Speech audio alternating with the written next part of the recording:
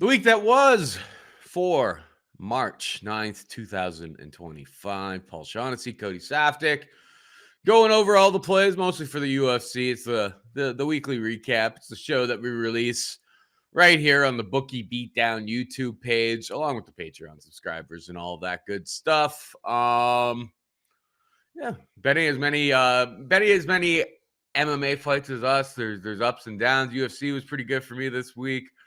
Over in Poland, as you can see, my name, Rosansky was robbed. That should have been 29-28 all day long for my guy. It was a little bit more difficult than I thought the takedowns were going to be, but when they went to decision, when the announcer said 29-28, I'm like, that's gotta be our guy. But it wasn't. But yeah, we'll go over the UFC. I kept it light in terms of volume.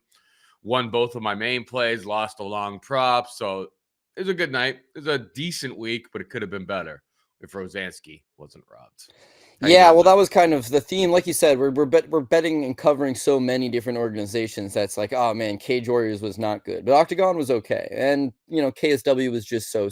But LFA was like you get those ups and downs, but the main product is always the UFC. You want to do good on the UFC. It's on Saturday night. It's got the most attention, and so yeah, there was some definitely redemption there. Curtis Blades pulling out caused it that we didn't hit the top two lines. We hit the top line. The second line ended up being even money with just Leal on it. And then we went 5 for 6 on the props, including the plus 300 Justin Gaethje by decision. So yeah, and listen, it could have been a lot worse, but there was some contentious decisions and some people kind of all over the place. So that's why I'm happy to do the recap and just go over what we saw, right? I mean, you can't scream robbery unless it's a straight up beatdown. So let's kind of go over and see what was a robbery and what was a fair fight called down the middle. Hondo P, let's hop over to Cody's screen share here. Yeah, well, we'll start off with the first fight, obviously. We got Ozzy Diaz versus Jordan Santos. Now, we got Jordan Santos. He ended up being on the third line. Guys at Cool Bet were like, you know what, we'll prop that one up for you and give you some additional points on it. The line hadn't moved all week, so it was like, okay, people are okay with where it's at. But we just figured that Jordan Santos would be a little bit faster and he'd land on Ozzy Diaz. It's no disrespect to Ozzy Diaz, but at 34, he's been knocked out a pile of times. If they get into a straight-up war, he's probably going to falter. But that's not the case, man. I mean, he stood up to all of Santos' shots. The one thing I will say here is the first round, you can look, Jordan Santos outstrikes him 25-20. I think everybody has Jordan Santos winning that first round. This second round is where it gets real close. Santos starts to tire out. Ozzy Diaz figures out the use for his jab, and he starts really sticking it in his face. The whole time it's that jab in his face. Santos is landing good right hands, good leg kicks, but there's a lot of jabs coming from Ozzy Diaz. Now, I just want to outline that by the numbers, Ozzy Diaz outstruck Jordan Santos in that second round, 51-49. It was a really close fight. Yeah, watching it live, I gave it for Santos on the basis of him cracking Diaz with those right hands was more damage to me than the constant jabs. Jab, excellent move. Love it. Very underutilized weapon. But you crack a guy's head back 3 times with a jab, and then he plows you with the right hand. You kind of favor the right hand. I will say what was confusing about this one is this is the live graphic they put up near way through the third round, right? They have Santos outstriking Diaz 64-46 in the second round. Seeing that graphic, Santos is up 2 rounds in this fight. It's seeing the fight metric numbers after the fact that are probably readjusted has it 51-49 Diaz. So again, if you're looking at what the UFC puts up and what it felt like in real time, it felt like Santos had won the first 2 rounds to me. I think he's winning the fight. The third round's a wild beating. He takes a lot of damage, but he does secure a takedown at the end of it. I gave the fight for Jordan Santos rounds 1 and 2. He loses the third. The judges give it the other way. They give it to Ozzy Diaz, 29-28. I don't think it's the right decision. However, I'm not going to scream robbery, especially when you look at how close that second round was. You can check over on MMA decisions, right, for Diaz Santos. I just want to make this an important note here. 12 people to 2 had Santos winning. Yet nobody screams robbery on this fight. The commentators don't scream robbery on this fight. Everybody seemingly has Jordan Santos winning, but who cares? It was a close fight. They let it go. It was close and back and forth. And we see worse decisions all the time than that. Yeah, and you know what? I completely agree. It's a close fight. It's a fight that I wouldn't scream robbery either way. And so when Jordan Santos doesn't get the decision, although I had him to win the fight, it's disappointing. It's not the end of the world. You just have to move on with it. I thought he won. It was a close fight. It is what it is. You're not going to sit there and whine about it. So then you move on to Francis Marshall versus Maron Santos, right? I don't know. I'm just going to check real quick here. Share this tab instead. Prelims. I'm not really supposed to do this because it's on YouTube, but I'm not going to watch the whole thing, right? I just want to bring up specific moments. This first round, right? It's a Myron Santos round. He's winning the round for the vast majority of it. There's 45 seconds left. He's outstruck him to this point. This is round 1, sorry. And yeah, he gets clunked with like a massive shot that drops him. 100%, he lost that round because of the knockdown. Up until that point, he's winning. But what I want to say here is that if you rewatch that round, they're still talking about Francis Marshall the entire time. How much better he looks. How much, so much power in this right hand. Oh, he's an American top team. A very, very, very strong first round for Francis Marshall. He's losing 4 minutes and 15 seconds of that first round, but yet the knockdown 100% steals it back for him. So I'm not going to disagree with that, right? This second round is very close. If you look at the fight metric numbers for this second round, right? He's outstruck 19-8. 19-8. So he's doubled him up. Now watch the round. You watch the round, Myron Santos is landing the better punches. Heavy leg kicks, heavy right hands. He's got Francis Marshall's nose busted. There's blood coming out of it. He's doubled him up on the striking numbers officially. These are after the fact numbers that they rewatched. He's got him doubled up, and he's landed the more significant strikes. This is what happens with the last minute and a half. Now, I just want to this is for everyone's scoring purposes. He's losing this round. His corner is yelling for a takedown desperately because they know he's getting doubled up, and he does shoot this takedown. Okay? I want just count how many strikes he lands in this exchange. Okay, so he's got 1:40 to work with. This takedown is not complete. You're not sharing the right screen there, big guy. Sorry, my bad. Okay, so there's 1.5 minutes left. He's won the first round, sure. He's getting doubled up on the striking numbers. No other strike lands this round, so the numbers are going to stay as they are. 19-8 for Myron Santos. Marshall has this partial takedown. This is his chance to steal the round back. Okay, how much damage does he do? Oh, he kicked the leg out, but Santos back up. He's got a rear waist body lock. I haven't seen a single knee. I haven't seen a single punch. Oh, up against the cage. This is a great time to unload a few strikes and really let everybody know that you won the round. This is a round. I want to be clear here. He's been doubled up on the striking numbers. His nose is bleeding. There's visible damage. And this is what's going to steal him back the round? Well, I'm just waiting for the strike here. Okay, so we're waiting. Oh, Francis is going to pull him back down. Now, again, important to note, if you listen to the commentary, how they're like, oh, man, Santos has got to get out of here because Marshall's taking the round with this control. Look at his face, man. His face is busted. His eye is swollen. His nose is bleeding. He's bleeding on the back of Santos. I've still not seen a single strike. I do see him pushing Santos into the cage. I'm not sure that losing 3.5 minutes of a round and then bear hugging a guy for 90 seconds is going to steal it back. We will talk about the main event when we get there. But this one was just the biggest. Okay, now look, 20 seconds left. There's a separation. Santos is still winning this round. Everybody somehow thinks that Marshall has stolen it because he held him up against the cage for 90 seconds. He didn't land anything. And then look at this partial head kick. Ping, right? Yeah. Oh, yeah, okay, sure. That's the most significant thing from the last 2 minutes. Yeah, you tried to hold him up against the cage. You never completed the takedown on him. This He guy's nose got is back up bleeding. instantly both times, and then he pings you in the head with the head kick to end the round. You otherwise got doubled up 19-8 in that round. I'm not seeing it. It's not the ultimate hugging championship. Yeah, like unless your name's Ankalaev. Well, I'm down with guys mixing in takedowns. I'm guys trying to get control time. I'm down with that, right? But the scoring criteria as it is damage above all else, right? Yeah. This third round is going to be the same thing. There's a minute left. It's a close round.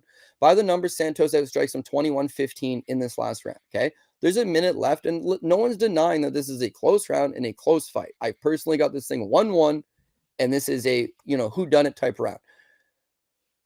You'll see in the last minute, the last 50 seconds, it's like Santos is the one that lands these better shots, right? And you can hear the corner from Marshall yelling, look, right hand stiff with the left.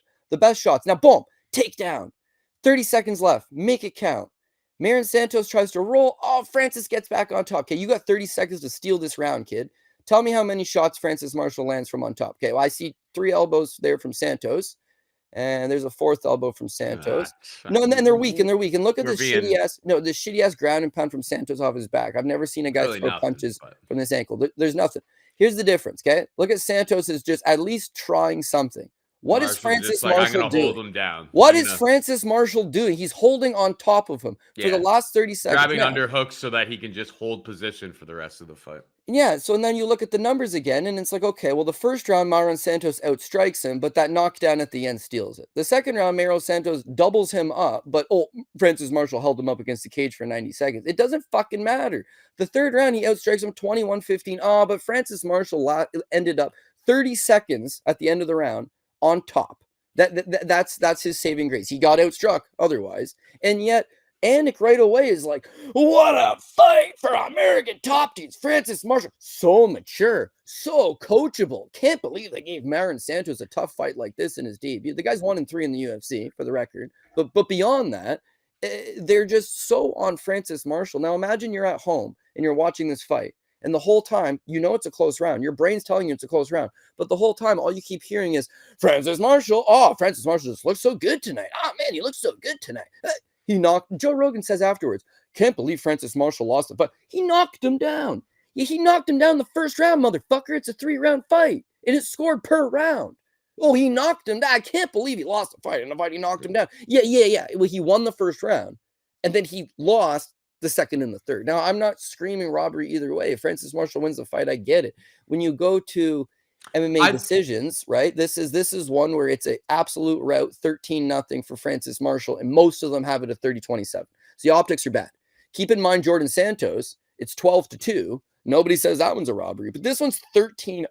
Wow, then it just has to be the most egregious robbery of all time. That's why the judges don't get color commentary, because if you're a judge and you're sitting there and you're like, damn, this is a pretty close fight. I see Marshall's bleeding out of his nose. I see Marshall's got swelling all across his face. Morono Santos doesn't have a single nick on him, right? At one point, Francis Marshall's holding Morono Santos up against the cage. His nose is bleeding all over his back. So you can see, the judge can see visible damage. He can see the strikes landed. He sees one guy's landing more, and he can hear the impact. Now imagine he's got the commentary in his ear being like, oh man, Francis Marshall looks so good.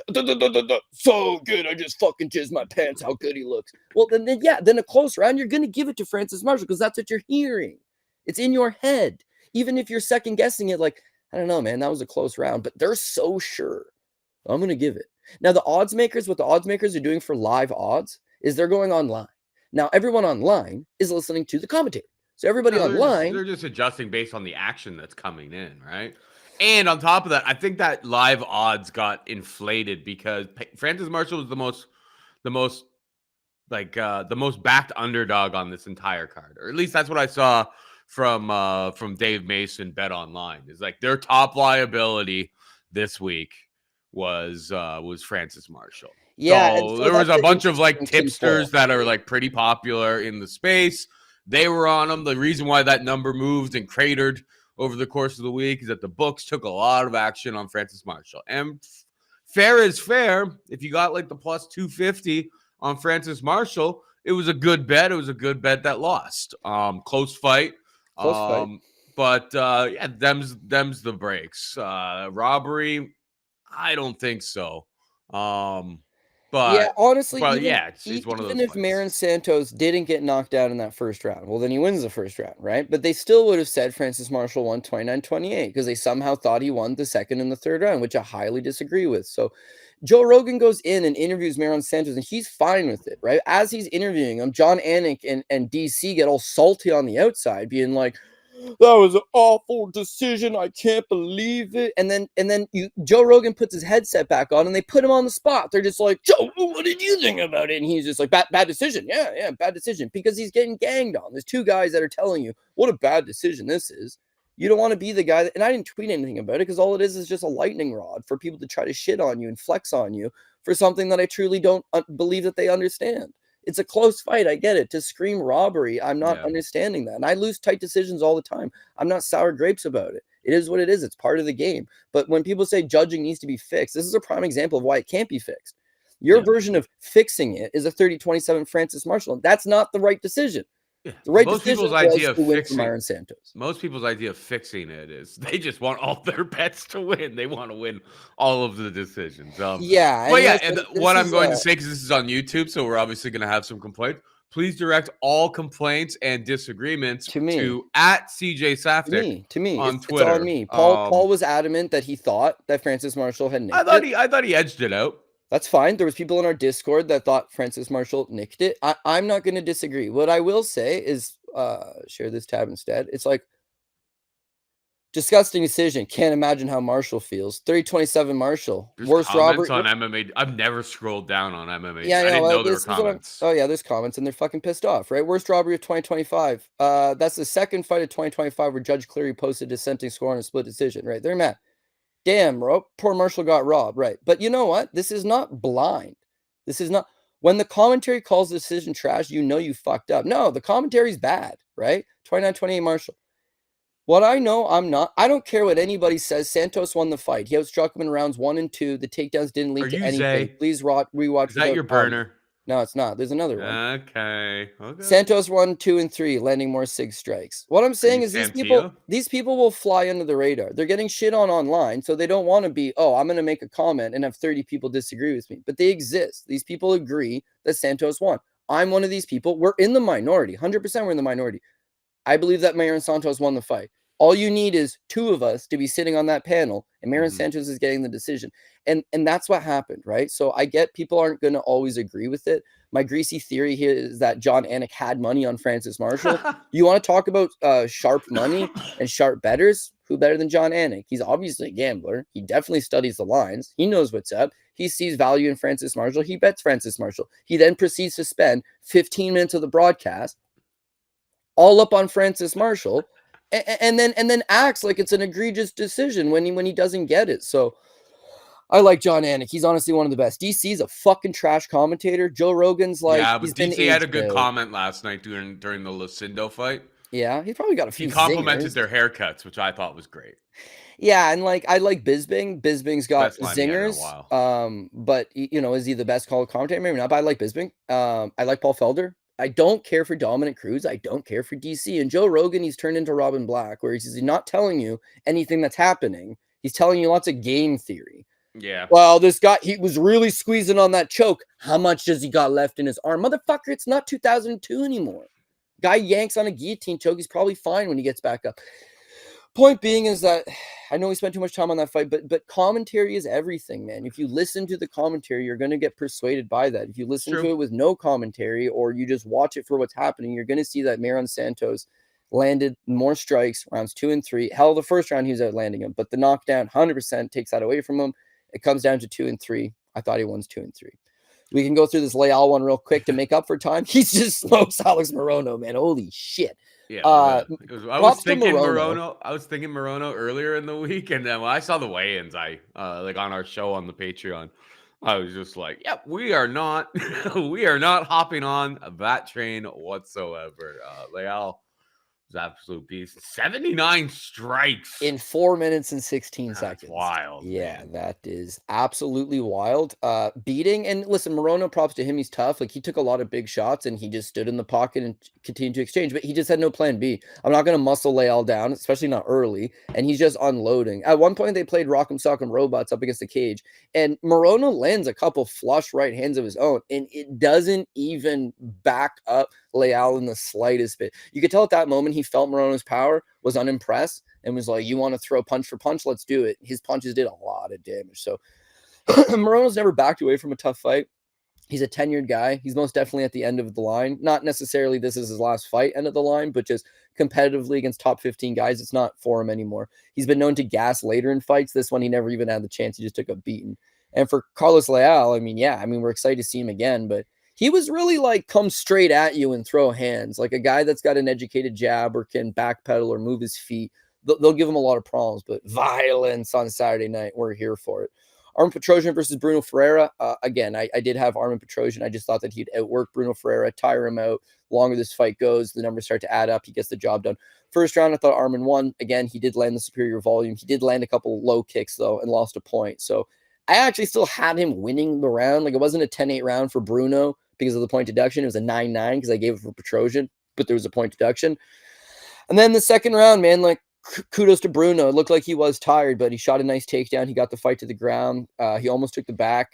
Petrosyan knew he didn't want to get his back taken, so he tried to shift out of it and then like right into a triangle armbar. The triangle wasn't really the threat. It was the armbar, and he cranked it nice.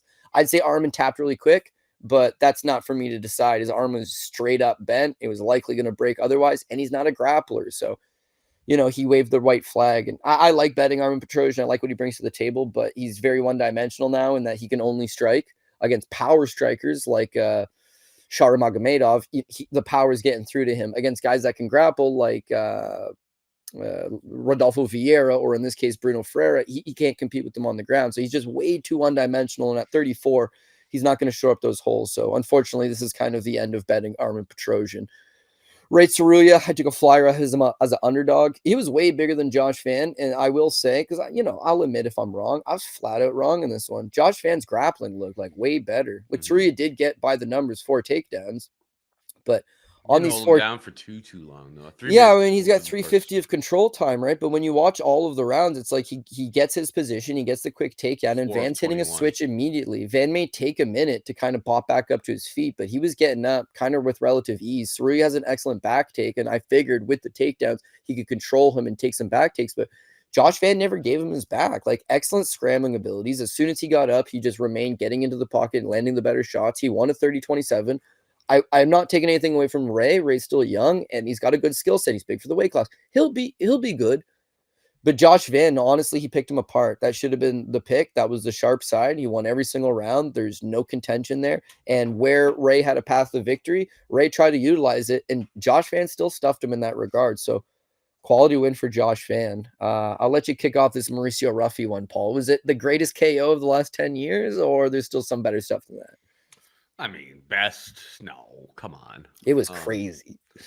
No, the knockout by Joaquin Buckley. Yeah. That still is the greatest KO. Because he held his leg and then he spun around with the other. It's just like that was so filth. Is this what top 3 greatest KO of the last 10 years, Paul? Because I feel bad for Bobby I don't Green. know. I'm not keeping track of those types of tabs, but we said it on Dogger Pass earlier in the week. It's just like, you go back, you watch the Ruffy fight. People thought that it was like kind of a, it was like kind of a humbling experience for Ruffy. And I was like, I don't know, man. You go and you watch that first round particularly, and you're like, Lontop is taking some shots here that Bobby Green at this point in his career cannot take. Ruffy landed like a nice 1-2 a little bit before. It was only 4 strikes landed, so if you want to go back and watch, you'll find it pretty quick. But he landed a nice strike, a nice punch that actually kind of wobbled Bobby a little bit there too. I don't know. Ruffy's a super, super dangerous, potent striker. We'll see what his upside is moving forward. But Green's lost what was one of the things that kept him in these striking affairs, that durability. Without that durability, I mean, he's always going to be like a top 30 type of gatekeeper, I think, for a while still here. He'll beat some guys that don't have crazy power, aren't elite wrestlers. But you're right, though. That he's 38 years old. That was his 51st career fight. And now you've been knocked out by Ruffy. You were knocked out by Jalen Turner. You got knocked out by Drew Dober. That's the durability, right? He's now lost 3 of his last 4 fights. He's older. He's not getting any younger. He makes over $100,000 a fight. Makes good money.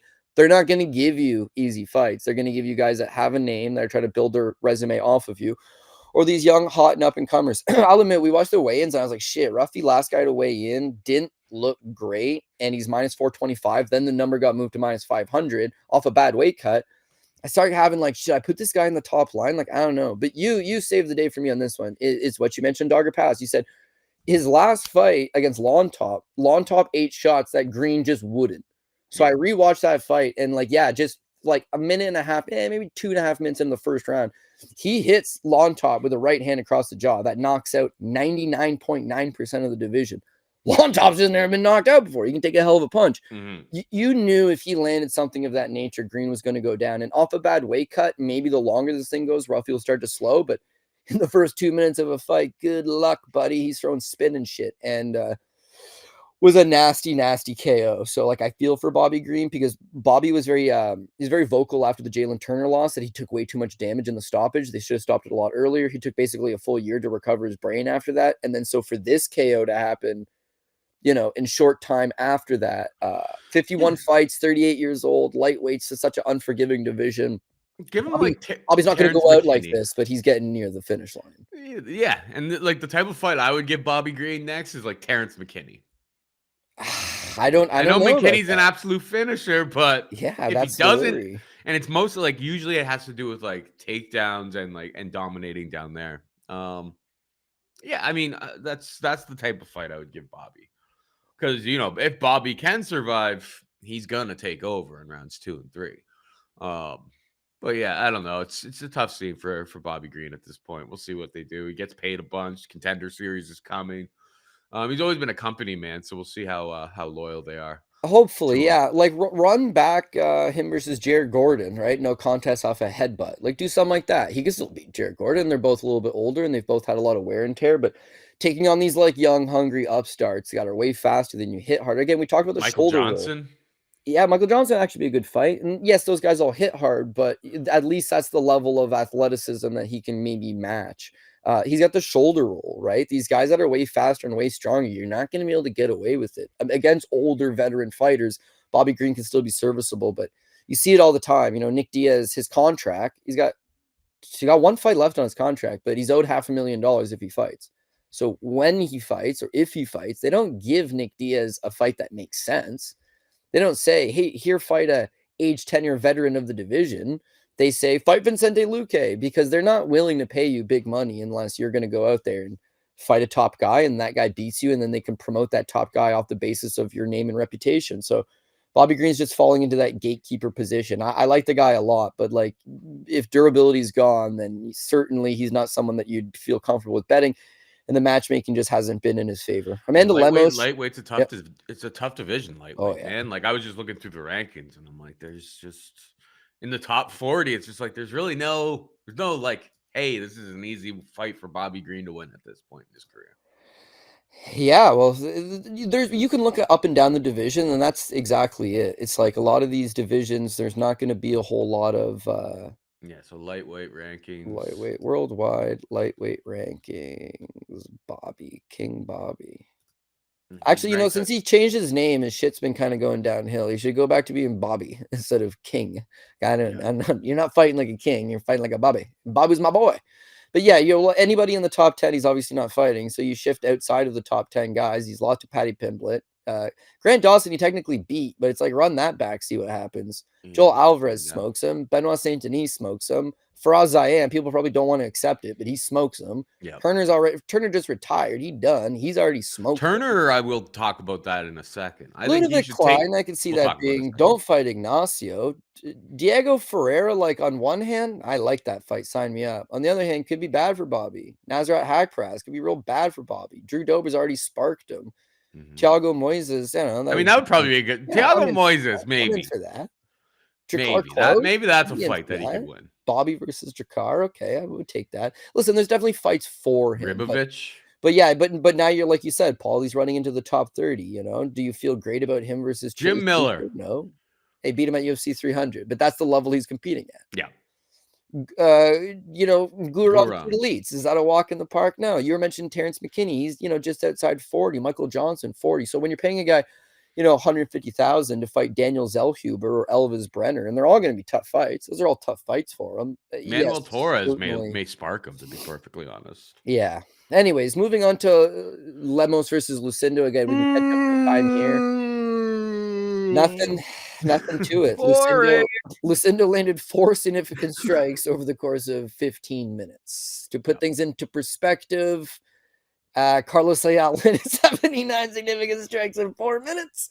It was a real bad fight. I mean, you had Amanda Lemos just taking her down, controlling her. It was quite boring indeed. Lucindo may have won a round.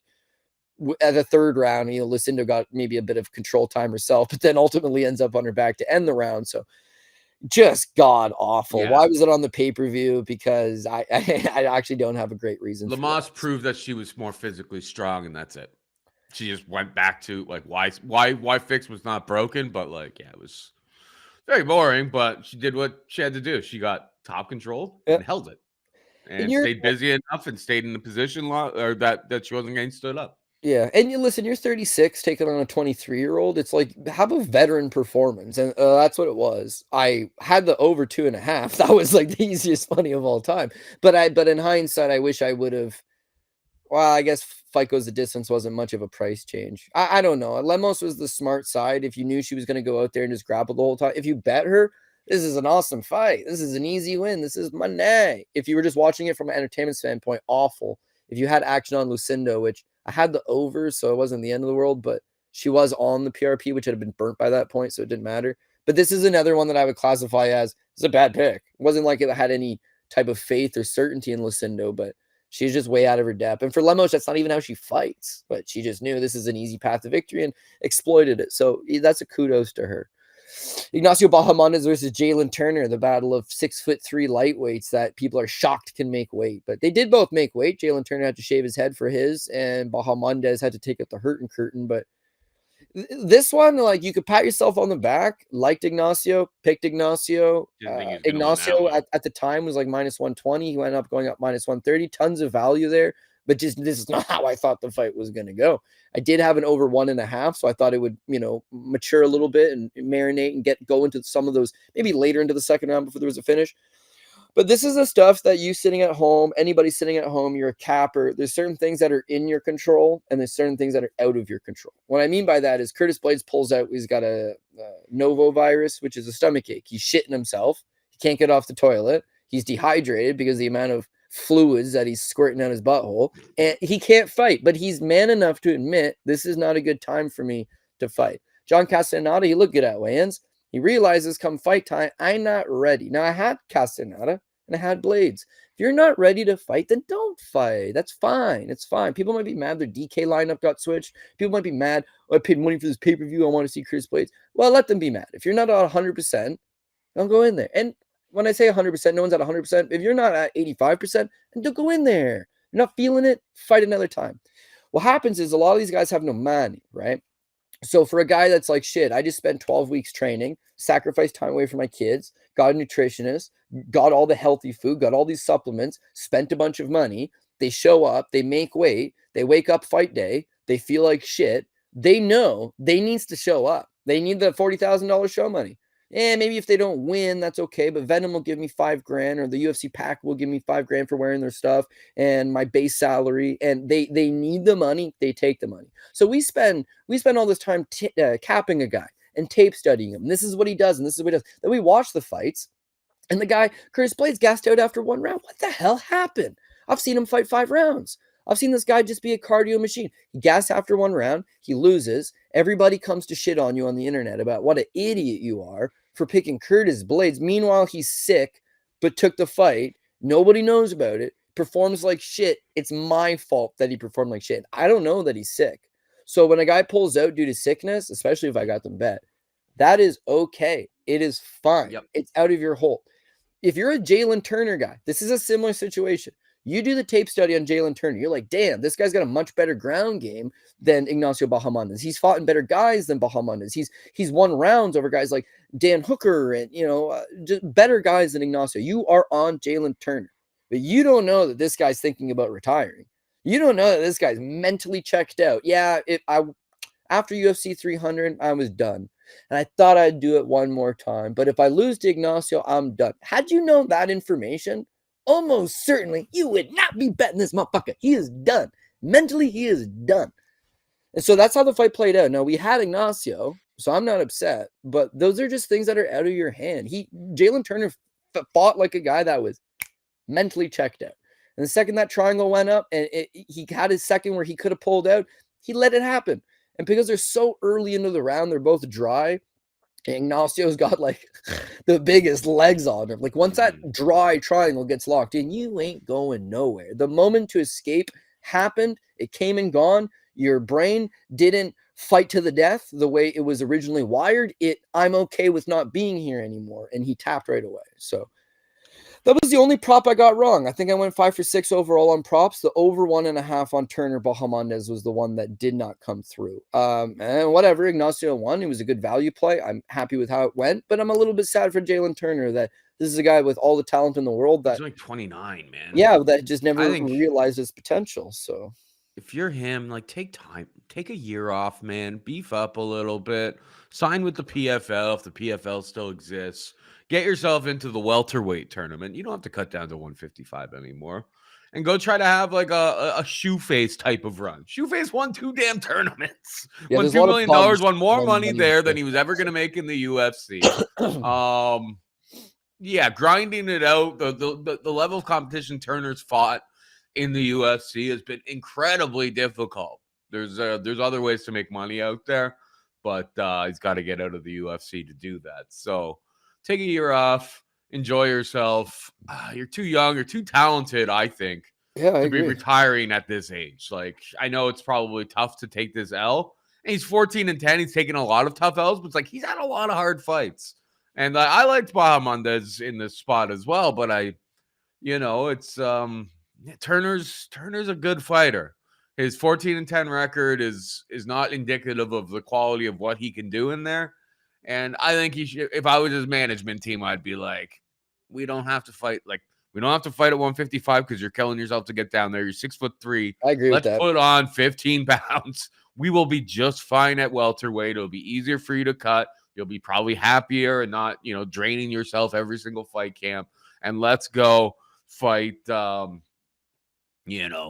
in the PFL at that point. I mean, Shamil Musayev is kind I of was just gonna say is a Shamil Musayev badass dude over there. absolutely Don't killer. get me wrong, but I don't think it's out of. And you know how these things move. It's just like maybe Musayev gets signed by the UFC. Maybe, who knows what happens with all that stuff if you give like a year of time. But yeah, I think Turner could have some success elsewhere. He doesn't have to fight at 155 in the UFC, but hopefully he doesn't retire. Hopefully he's one of the guys. And we say it all the time. It's like people are like, people retire from this sport all the time, and you never really trust a retirement seconds after somebody takes a loss in the UFC. I just hope he reconsiders because I think he's actually a good fighter, lots of talent, lots of ability, but he's just had a tough run.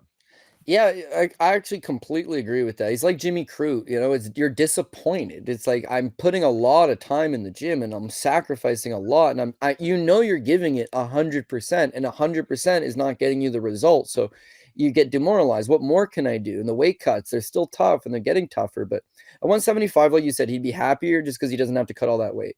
He's got a cardio problem. It would probably be a lot better at 175 where you didn't have, or at 170 where you didn't have to cut all that weight. And he's a talented guy that's still only 29. Jalen Turner at 14-10 wrecks a ton of guys that are 14-0, right? It's level of competition. You can fight on the regional scene and you can build up this nice looking record where you fought a bunch of 1-2 guys and it looks good. You're 14-0. People give you high praise. Or you could do it like Jalen Turner, that he's got a lopsided looking record, but man, like just looking at him quickly, Bahamondes is good. Hanato Moicano is good. Dan Hooker, Matuz Gamrot, Matt Frivola is probably the only one you could point out as not being that good, and he's still a tough guy. And Vicente Luque, I don't think anybody's going to hold this against him. If you want to fuck with this guy at the barbecue, you're going to die very quick. It's going to be a very quick death, and he can make it painful or he can make it seamless. Like he's a trained killer. But it's just so unforgiving when you fight at the top level. And no, the UFC doesn't have all the best guys in the world. But when you get to where these guys are at, you are now fighting all the best guys in the world. And that's something Jalen Turner's done. So I do like him. I wish him the best. If he has a second career option, take the second career option. But I kind of get the impression that, like you, Paul, maybe just take some time away, realize once you sit at home and you're like, fuck this. But you see, damn, Dan Hooker's headlining fights and making big money. Oh, dude, Matuz Gamrot's a top 5 guy winning fights. Oh, Ignacio Bahamondes is a hot prospect that's building his way into the rankings. I think then it dawns on you like, I'm a bad motherfucker. I'm fighting guys that are doing good. You'll get your confidence back in that way. But he's probably going to have to sit it out for a year and really think about if this is something he wants to do. Yep. Justin Gaethje, I said this on the DOP show, and I'm very adamant about it. He's too stupid to think about negative thoughts. You know what I mean? He's not thinking, oh, this might be it for me. It goes way over his head. He can get KO'd in spectacular fashion, wake up a week later and be like, damn, can't wait to do that again. Like, he is built for the pain game. And listen, this night was just because of the regionals and the way the UFC was shaping up a couple here. I really needed this Gaethje by decision plus 300 and an over 2.5 in the main event to save the night, make it a good profitable night. So this one was going to be a pucker up, but I think it went basically the way we thought, Paul. It was a pick'em fight, and they were giving us dogs, and we had already seen the exact same pick'em fight play out. So it was just like I didn't really understand people betting Fiziev. It made actually no sense. It was like almost like people just trying to be way too sharp for their own good. Like, you've already seen how this fight plays out. They did it not that long ago. Fiziev's coming off of an injury. And no training camp. Yeah, I loaded it up on the play, and it ended up being it was good. It was pretty easy. Gaethje money line plus 140. Ruffy KO plus 105, and then I had Van round 3 plus 1500. I kept it kind of light in terms of volume this week. I wish I tailed you on that decision prop. I forgot about it. I got a little bit too banged up on Friday with for a buddy's bachelor party. Shout out to Fatty Submit on that ticket, but that was pretty easy, man. There wasn't too, obviously these guys hit hard and stuff, but there weren't too many moments in that fight where the decision and the over and everything like that seemed tough. Yeah, like Gaethje did score a knockdown, but I never felt like Fiziev was that hurt. Like, he got knocked down, and then after that, he just kind of recovers. He's a consummate pro. Fiziev's got a very, very good durability on him. And then for Gaethje, he just got slept in spectacular fashion. But the guy's got durability of his own. Like, outside of a 1 second left in a 25-minute fight where you have your hands down, swinging for a wild crowd, taking him out, like, who's done it? Michael Chandler and Dustin Poirier? Like, you got to be a massive power puncher. Fiziev hit Gaethje with all of his best shots in the first fight. Gaethje never went down. Now you're getting a version of Fiziev that hasn't fought a year and a half. He's coming off a 13-day training camp, essentially. By his own accord, he did not train for it. He showed up to weigh-ins. Hair was looking dope. Beard was looking dope. Physically, the guy's an animal, but he just looked drained. The first round, I have Fiziev won. And again, that's what happened in the first fight. Fiziev's faster than him. He's a little more technical. He wins the first round. Then it just becomes a dogfight. And that's what Justin Gaethje thrives in. He wins the second. The third round's close. But outside of the first minute, Fiziev does some good work in the first minute. And then it's 4 minutes of him getting dog walked and Gaethje coming forward. So everybody agrees with the decision. 29-28, Justin Gaethje, who lives to fight another day. Fiziev, he'll be back. It was a good fight. It was an entertaining fight. But yeah, I mean, to get underdog money on Gaethje in a fight you saw not that long ago, it wasn't Fiziev has been training in a hyperbaric chamber and is in career best shape and is in reinvigorated. He took the fight on 13 days notice against a guy whom he already lost to, and he's the betting favorite. So that actually was a little bit puzzling, but had I lost it, it would be the same thing. It's like, you can see value and that's easy money, but it's only easy money after the fact. I can sit here and say, I can't believe Justin Gaethje was plus money. I can't believe plus 300 by decision. Had he got slapped or had he just lost the fight 29-28, you're not so smart now then, are you? So you take him when you can get him. But for Gaethje, one thing about him is, whereas a guy like Turner, it's like, well, what's his mentality coming into the fight? Is he going to fight for your dollar? With Gaethje, you don't have to question that. If he's in that same Ignacio Bahamondes triangle choke, he's just going to go to sleep. Like, that's it. He's not going to tap. He's not going to look for a way out.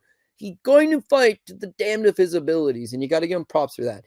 Anytime you see plus money with Justin Gaethje, that's got to be tempting. If he's a big favorite, well, he fights like an idiot, so he could lose just as much as he can win. But for plus money, this guy's a junkyard dog, and he showed he still got a little magic left in the tank. So we'll gladly take that one. I really needed 2.5 on this Pereira Ankalaev. The only regret was that I just didn't take 2.5, 3.5, 4.5. Fight goes the distance. This was a bit of a snooze. Like, it wasn't that good of a fight. What was your take on the main event? There just wasn't enough urgency from Pereira, especially round 4 there, right? He just kind of allowed himself to be held. Like, the takedown defense was on point. Yep. But he just let it kind of go away.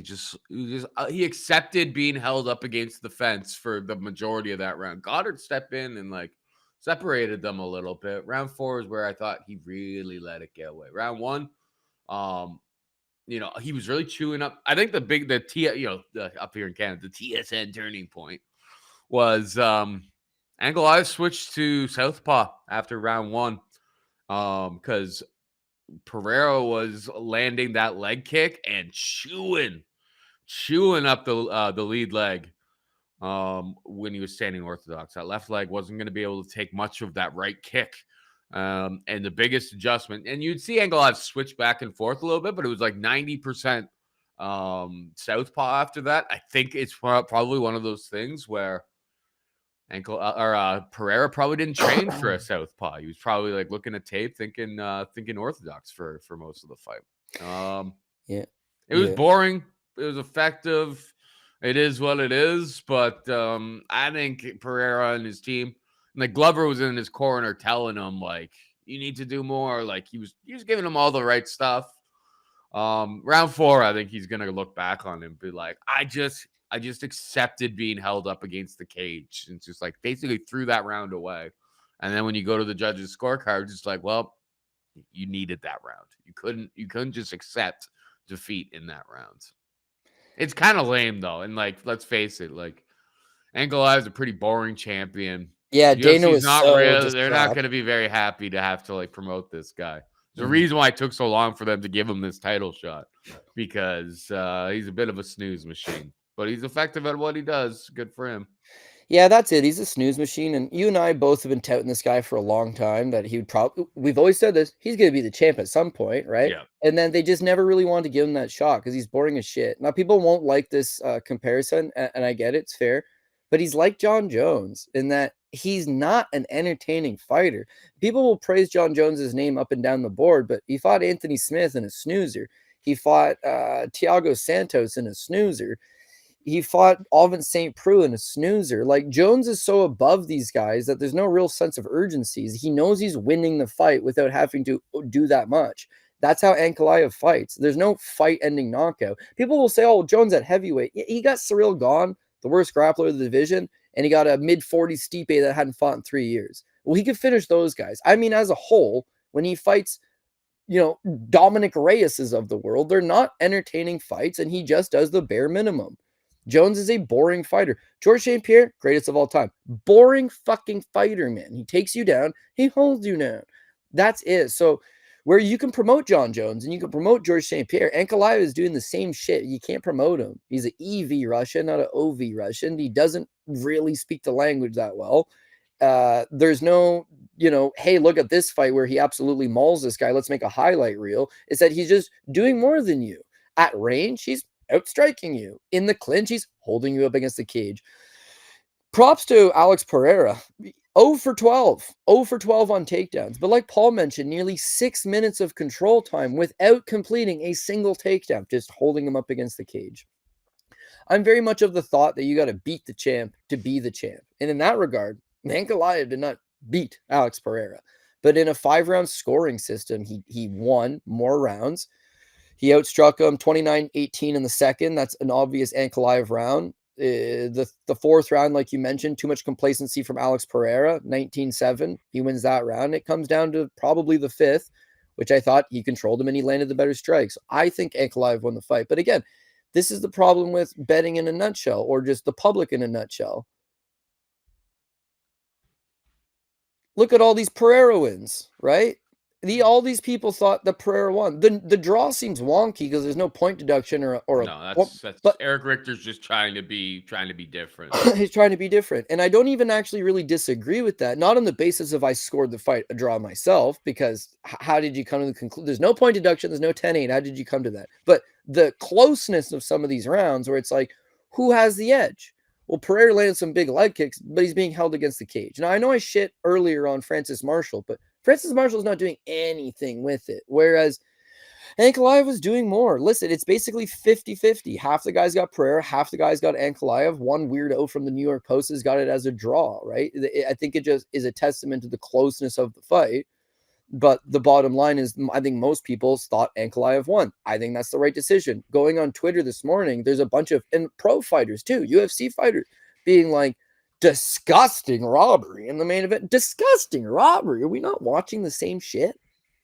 So yeah, beat the champ to be the champ. I get that. But Forrest Griffin, they gave him a win over Rampage Jackson in a bullshit fight that he really didn't win. It's a scoring criteria. You have to win more rounds than your opponent wins. And in that regard, yeah, Ankalaev won more rounds. He won the fight. If they were in the jungle, they'd still be fighting probably to this very minute, right? No one looked like they were going to concede anytime soon. It wasn't that good of a fight. And the tough part for the UFC, you can see Dana put the belt on Ankalaev. It's like there's a disappointment in his eye. Like, fuck me. I just ruined this division. Because really, nobody can fight this guy. I've seen people being like, give him Yuri Prochazka, see what happens. Yeah, go ahead. Let's see what happens. Go ahead and book that fight and see what happens. Okay, sure. Ankalaev's not losing this belt for the foreseeable future. I don't see. I can see Pereira. I can see Pereira making adjustments and winning. If they were to give an immediate rematch to Pereira, Pereira doesn't have that many years left. Is the problem? Yeah, he's 37. He's still, I don't know. It's weird. He cuts to 205 now. Like the guy used to make middleweight, but you see the videos of him making 205 now. Like it's not easy. He's gallivanting the world. He's a multi-millionaire. I would guess that he had money, but maybe wasn't a set millionaire from his glory kickboxing days where he was a dual champion. But since coming to the UFC, he's a bona fide rich man. Yeah, it's like Ankalaev is living in the mountains in Dagestan. Like he's living this like quiet, humble life. Victory is where he gets his thrills. Pereira's done a whole lot of winning and a whole lot of sports. He's got one killer resume on him. But yeah, are you hungry to jump back in there and do it again right away? Maybe not. And then look at these numbers. This is an important note, right? He landed 14% of his punches to the head. It's all leg kicks. He just kicked his leg and kicked his body. Whereas Ankalaev mixed it up. He's landing punches. He's going to the leg. He's going to the body. He's mixing in takedowns, which he's not necessarily getting, but he's getting control time up against the cage. He just fought a much well-rounded fight. If they were to run this thing back, what does Alex Pereira do different? Well, I don't accept the position against the cage. Well, that's a lot easier said than done, you know? And at 37, well, I'm going to do a full camp of wrestling. Well, could your body take that? I don't know.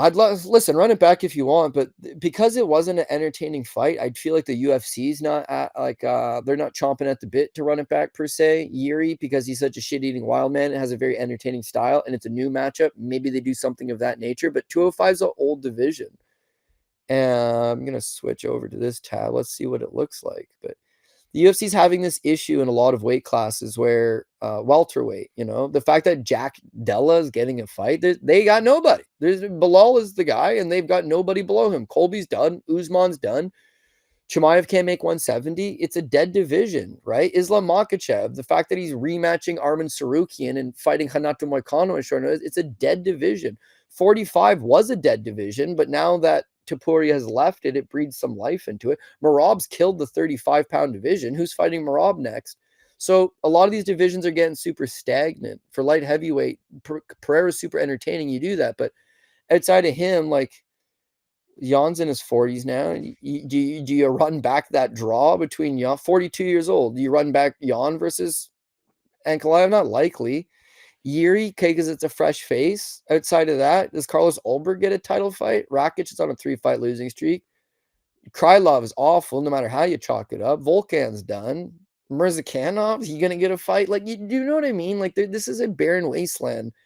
If Reyes was to beat Nikita Krylov, they could throw Dominic Reyes in there because he almost beat John Jones, and it's a fresh new matchup. But is anybody reeling to see Dominic Reyes versus Magomed Ankalaev? Like, maybe not. So, again, the UFC is in the promotion game. They're always going to find a new guy to promote. They're always going to have a new challenger. But it's like when you get really excited for like, oh my God, this is the number 1 versus the number 2 guy in the world. Like that's not necessarily going to be the case. So yeah, run it back. And everyone likes Alex Pereira, and he's a fan favorite. As you mentioned, Paul, you know, a couple adjustments, maybe he can win this fight. Hell, half of the people watching this fight on the media standpoint apparently did believe he won. But I think the judges got this one right, man. Had it gone the other way for Pereira, I wouldn't have cried robbery, but I would have strongly disagreed with the decision. The last thing I'll leave you with that is my boy, Lucrative. He posted this, and I agree very much so, is that Pereira is a giant fan favorite, right? Yeah. All the fans are betting him. They all want to see him win.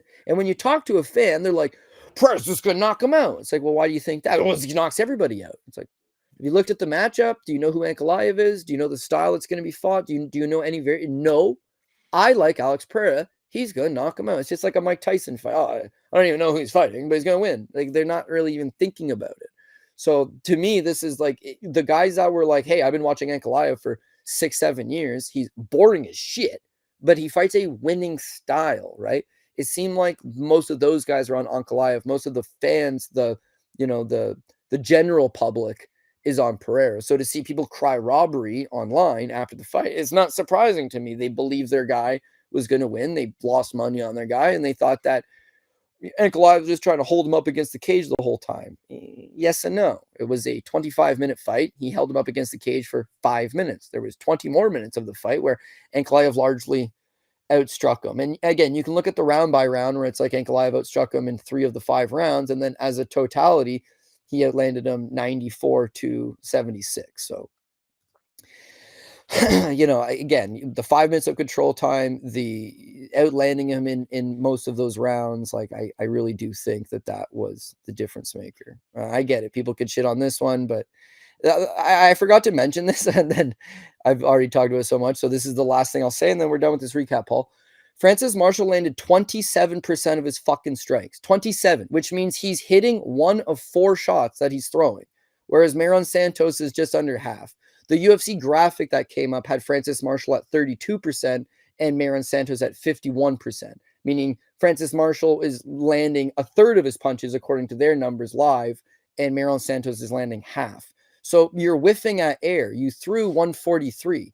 You only landed 39, but these people only see the throwing. Oh, this guy's out working him. Well, so what? You throw 5 punches and I slip all 5 of them. Does that mean you're winning the round now? Because you're doing more, but it looks like you're doing more. Pereira didn't look like he was doing more. It looked like he was being held against the cage and then being outworked when they're at range. So it's a different decision to me. Listen, people will say we squeaked out of this one. They are entitled to their opinion. I'm not going to disagree either way, but I truly feel like the reads for the most part were on point. I'm totally wrong about Lucindo, totally wrong about Ray Tsuruya, and they were both on the bottom line of the ticket, Would I have liked to see Jordan Santos get that win? 100%. Would I have liked to see Armen Petrosyan not get caught in a wonky little armbar with 30 seconds left in the round? Of course, but those are just the coulda, shoulda, wouldas, Dems to breaks, Paul. You're not going to get every bounce, and that's it. If I can hit the top 2 lines and I can hit 5 of the 6 props, then that's a good night for me, and I'll take it and move on to the next one, brother. 100%, brother. I mean, you can't. There's already a week ahead. You can't. We're breaking down so much regional stuff. Link is in the description here on YouTube. If you want to hop on over to the Patreon, join the Discord, and all that good stuff. There's just too much MMA every single week to get hung up on any sort of, like, literally on any card. As you can see over the course of the show, I changed my name back to Paul Shag. I couldn't hang up on Rosansky was robbed too long. I got my point across. But yeah, I'm sure there's plenty of action coming up this week. I haven't even looked at the schedule in the regional scene, but there's always something else to bet. So if you're interested in more from us, hit that description. I think right now at least there's entries as low as $10 a month for quite a lot of stuff. Like, we give you a lot of content and stuff for $10 a month. We are definitely not getting rich off of this. It just gives us an opportunity to do more, give more, and yeah, it keeps us motivated at the very least. Yeah, like if you're into regional stuff or post weigh-in thoughts, and we release the PRP early, we do prop bets, like there's just more there. And you have a Discord community where you can talk fights during the fight. So, yep. And listen, we're not picking on anybody, but if you've watched the recap, you're a fan of the work, you're interested in additional takes, you want to know where the props were posted, that's where all that stuff is. So we'd love to have you. But if not, thanks for listening to the recap and supporting us in your own way. We do appreciate all that.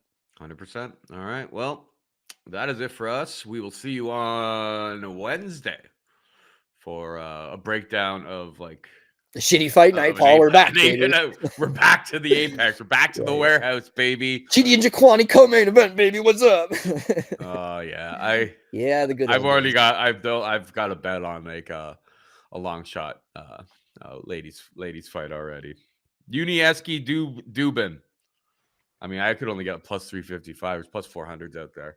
That's the only bet I've placed so far. She was the one who was the 10-1 underdog on Contender Series and got that knockout in like the first minute. I don't think she's very good, but CF dot model, Cody, full effect already. Yeah, there's Anyway, there's a lot of grease on this card for sure. And I think 1, 2, 3, 4, 5, 6 people making their UFC debuts. So we're gonna have our work cut out for us in terms of tapes on them. But Su Young Yu, what a great name. And AJ Cunningham, known as the guy that was forced to eat dog food while living in a dog kennel in Arkansas. I just hope the guy wins. Like, there's nobody I cheer more for than AJ Cunningham, but I'm unwilling to put a single cent on because he is god awful. yeah, But he's a 5-1 man, would underdog. you not feel good for this guy to just win something one time in life? Like, god damn, be a great feel good moment, but not getting my money, unfortunately.